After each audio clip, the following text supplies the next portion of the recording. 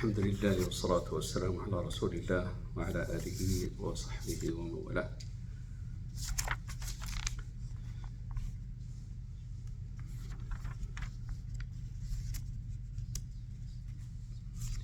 في الصحيحين من حديث أبي هريرة رضي الله تعالى عنه أن النبي صلى الله عليه وآله وسلم ما عاب طعاما قط إن اشتهاه أكله وإلا تركه.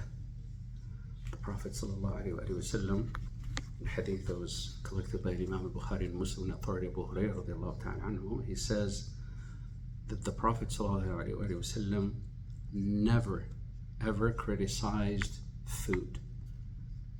Any meal that is presented before him, if he likes it, he would eat it. But if he doesn't like it, he would leave it alone. He would eat or leave it, but no criticism. وهذا فيه سبحان الله يعني أدب أول شيء مع الله، لأن الذي رزق هو الله.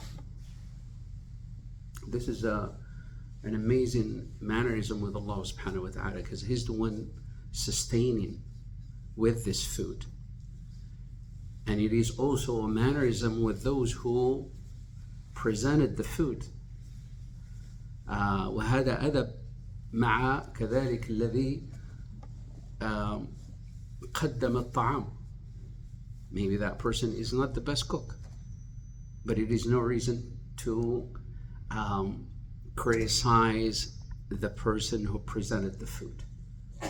وهذا فيه معنى عجيب يرحمك الله. There is a nuanced etiquette and mannerism, وهو أن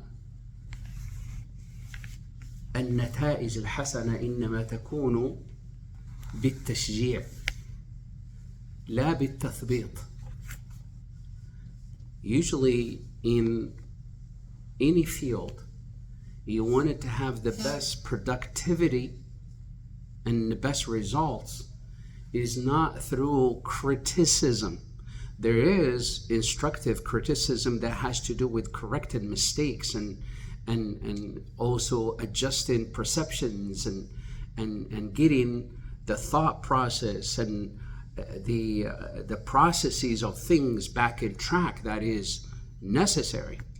والنبي صلى الله عليه وسلم كان لا يؤخر البيان على وقت الحاجة. And the Prophet ﷺ was always immediate to correct the mistake when it's needed, and he does it immediately when it's necessary. But this is different than just being critical for the sake of being critical, to put somebody down. Because what would it do, in other words, for somebody who worked so hard to prepare a meal and present it to you, and the fact that you don't like the way it tastes or the way it looks or texture? People have so many sensories. So many people, just the fact that the food is presented a certain way, or it looks a certain way, or it smells a certain way, they are turned off. And they have to express their discontent with that food. Subhanallah. Prophet ﷺ says, don't go that route. And this goes across the board with everything else. هذا كذلك يقع فيما يتعلق بآداب التربية لأبنائنا وكذلك في باب المعاملات. Usually either in the way we discipline our children or the way we also treat people around us. A lot of times we go off with a misconception that the harder you go down on somebody, the better results you're going to get. Not necessarily. النبي صلى الله عليه وسلم كان لين الجانب، ولينه عليه الصلاة والسلام أعطى أجمل وأعظم النتائج. Prophet صلى الله عليه وسلم was the kindest of the people, never criticized and never went down on anybody, yet he got the best results. And يرحمك الله, in our traditions, a lot of times, because this is something that we inherited, is, especially when dealing with our kids, is the harder we are with them and tough with them, we believe that that's going to give better results. Not necessarily. Maybe the kids, out of fear, they will give you what you want as results. But what you're doing, you also, on the other side, you are destroying their confidence. You're destroying their love for whatever it is you want them to do. For instance, we want our kids to excel at school at any cost. And even if it is by calling our kids names, by whatever it is, going hard on them. And that would, in our mind, this is our way of getting results out of them. No, not necessarily. Because what good is it for you to see the result along the way you're destroying the actual person inside? What good is it? And this is why the Prophet ﷺ كان عليه الصلاة والسلام لا يعني يعيب طعاما قط. And this is just an example. He would never criticize anybody. Criticism also, which is very, very common, is when you see somebody with some deficiency, whether that is with the personality or with whatever it is, in some area. We all are made of faults, as they say. You don't throw rocks at anybody if your house is made of glass, right? Because if anybody grabs another rock and throw it at your home made of glass, then it'll collapse it.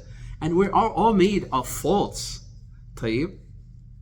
So usually people, when they see a fault at someone, the Prophet ﷺ would never criticize.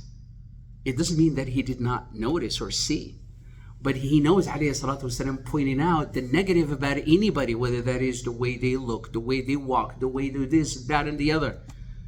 What is it that you think is going to do? The Prophet ﷺ always said, من كان منكم يؤمن بالله واليوم الآخر فليقل خيرا أو ليصمت. The weight of a word, الكلمة لها وقع ولها أثر إما تبني وإما أنها تخرب. A word can either build a person or destroy a person from the inside, we're talking. And he says, sallallahu alayhi wa sallam, to one of the companions that he came dragging his garment. Literally, he's wearing his clothes, they're dragging on the floor. And he says, sallallahu alayhi wa sallam, why are you wearing your clothes the way you are? He says, Ya Rasulullah, because everywhere I go, people are criticizing my bow-legged feet. He says, my يعني الأحنف هو يسمى بالحنف. والحنف is bow-legged. Look for the feet, for the legs. They create they come in and they create a bow like this. They're not straight, in other words. And people criticize them for the way. فقال صلى الله عليه وآله وسلم ارفع ثوبك فكل خلق الله حسن. He says, وسلم, dress up the way you should, comfortably, because everything Allah created is beautiful. Ya salam. Look at what people are doing to this person. You are this and that and the other. And the shaitan is good, because the shaitan beautifies criticism in our mouth, thinking that it's going to bring some kind of, you want to get it, just a kick out of it, for instance. But you don't know that getting a kick out of something, well, I didn't mean to really just harm, I'm just joking.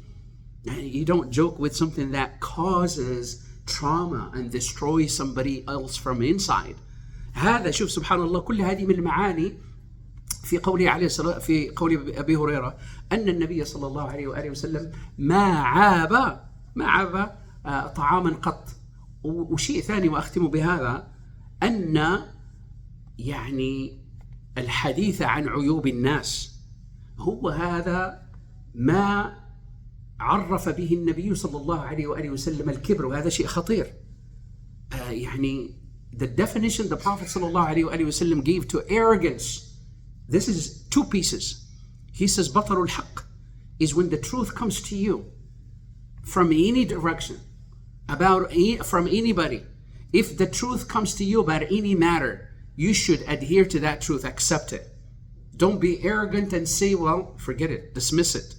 That is the definition of arrogance. This is one. Number two, ghamtun nas, and that is to criticize and belittle and put others down. If we say that, we do it in any way, shape, or form. You put somebody down, be it your friend, your father, your brother, your mother, your coworker, whoever it is. If anything you say or do is going to put somebody down, looking into what is that going to put you in. It puts you in a situation of being an arrogant individual. والنبي صلى الله عليه وسلم يقول لا يدخل الجنة من كان في قلبه مثقال ذرة من كبر. نعوذ بالله.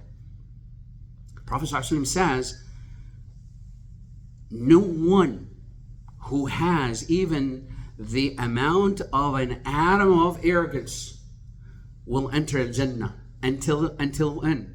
Until that person is going to be cleared either from these symptoms of arrogance by working on it in the life of this world while you can. Fix them. Otherwise, they're going to be cleansed out of you in hellfire. Na'udhu billah. These are all realities, and this really put us in that comprehensive huda. Hada huda min Rabbil Alameen.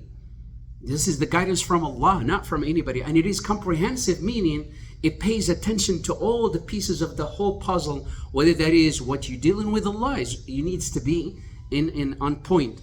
The way you deal with others needs to be on point. The way you hold on to your personal moral compass needs to also be on point. So comprehensive. فنسأل الله سبحانه وتعالى أن يرزقنا ويكون علما نافعا والعمل الصالح. قولوا قولي هذا واستغفر الله لي ولكم صلى الله عليه وسلم على نبينا محمد والحمد لله وجزاكم الله خير.